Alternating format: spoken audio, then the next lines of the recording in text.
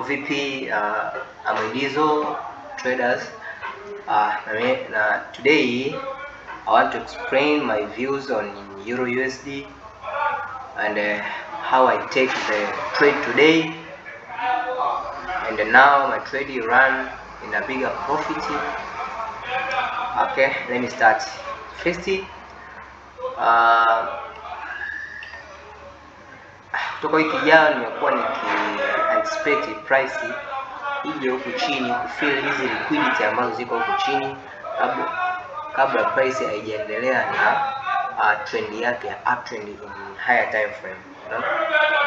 This is daily time frame, and when we are in this currently price action, tunaona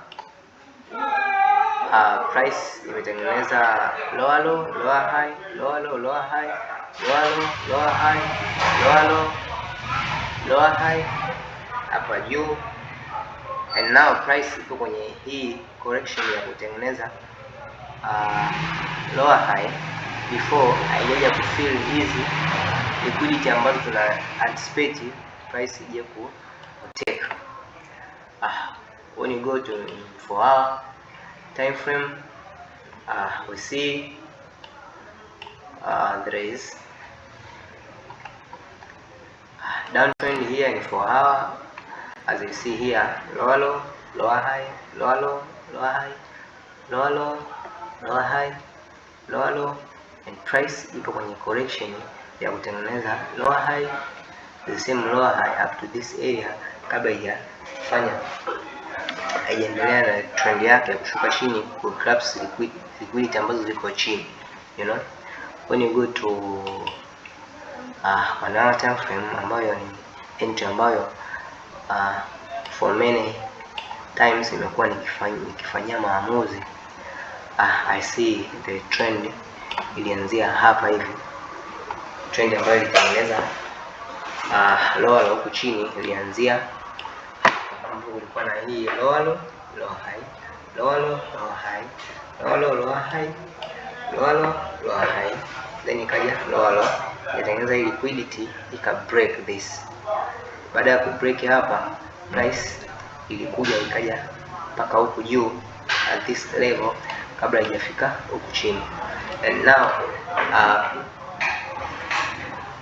kwa mara nyingi price ikisha break hapa, nimekuwa nikitumia Fibonacci kupima from the price ambapo trend imeanzia hadi juu lower high, and nimekuwa nikifanya maamuzi yangu kwenye Fibonacci level ya 71 mpaka 78.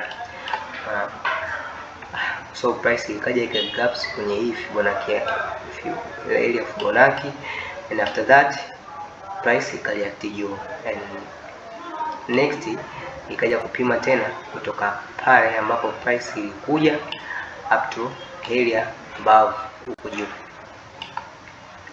and katika ile area ya Fibonacci ndio mimi nitafanya maamuzi ya 71 hadi 78.